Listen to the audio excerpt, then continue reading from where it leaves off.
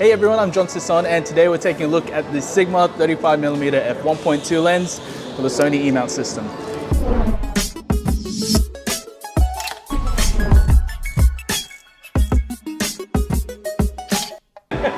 Anyway, so I'm here taking a look at the Sigma 35mm F1.2. We're actually at a cafe called Il Cappuccino, just having a few coffees. It's actually my fourth one and I'm very high right now when it comes to coffee, but hey, that's all good.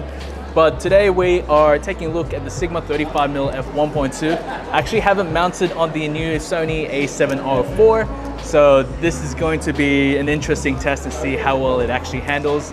This is the first time I've been playing around with the A7R4, and I gotta say, like, the build quality of it is just crazy. Like, it's somehow been elusive when I've been trying to play around with it. Like, I tried to play around with it at the Sony Roadshow, and there were a few times when I could have played around with it, but I just wasn't around. I was either in Perth or Melbourne or whatever, but more than happy to try this camera with the 35mm F1.2. If you've seen my first look video, you would have seen that, you know, it's an absolute monster of a lens. So Sigma can be forgiven for having an F1.2 aperture.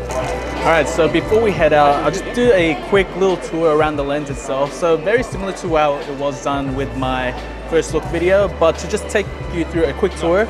So at the moment, you've got the aperture ring, which is right here. It does have the click and declick option, which is great, especially if you're using it for video purposes. You can actually turn it off by that little switch on the side here, so you can either have it on or off. But also you do have a little focusing switch to change from autofocus to manual focus, and you do of course have an AF lock, but you can also customize that via the camera menu system for different features. So that's basically it. It does come with a lens hood as well. So it's a plastic pedal type lens hood, but it also does have an 82mm filter thread. Great thing about this is that it does have weather seals, so it does have a rubber gasket around the mount of the lens. So it is going to be great for shooting in wet and dusty conditions, which is great. So it's going to be useful for a different variety of applications. Now, I've taken this lens around with me to a few different places, and just to be upfront with you, despite its weight and size, this is probably the best 35mm lens I've actually played around with, and that's when it comes down to overall image quality.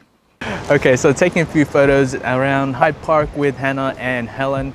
I am using the A7R4 with the 35mm F1.2, so we're gonna see how that works. I will say, because it is so heavy, I mean, it does handle really well, especially if you're using the A7R4, because the grip is a bit chunkier and it's just a lot easier to hold. Now, I'm curious to see how it actually performs, because this is pretty new to me, and this is like, I really haven't had much time to play around with the A7R4, but looking at this, I mean, it is pretty heavy, but it is interesting to see how well it actually handles. The autofocus speed does a relatively good job in bright situations and is a tad slower when it comes down to low light conditions, but this is also dependent on the camera that you're using. IAF works a treat, especially if you shoot a lot of portraits of people or animals, and using this with the Sony A7 III and especially with the A7R4, it was just able to nail the shots perfectly. Speaking of focusing, its minimum focusing distance is 30 centimeters, so you can get reasonably close to a subject and blur out the background, which can be quite handy if you're shooting at f1.2 as well. For video, the AF speed worked fine as well with the A7 III, and here's just a quick demo of it in my hallway in reasonable lighting with me walking towards the camera and backwards. Autofocus speed is somewhat fast, but don't expect it to be perfect, as it did take a while to focus from time to time.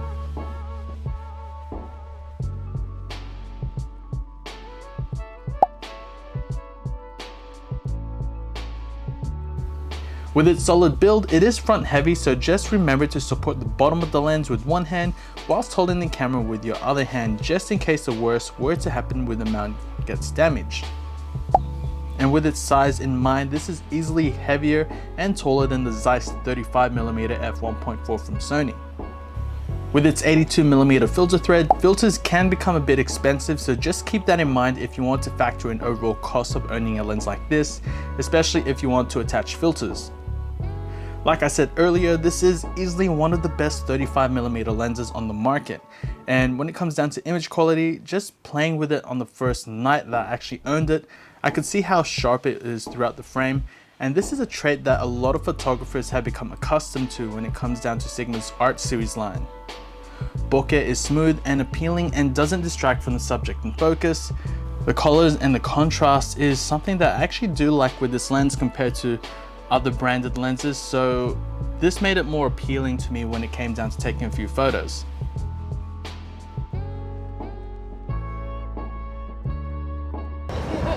Alright, so that's basically it. I mean, I hope you enjoyed that video with the Sigma 35mm F1.2. I'd like to thank Hannah for being here, as well as Helen. Sorry Helen, far out. So yeah, James.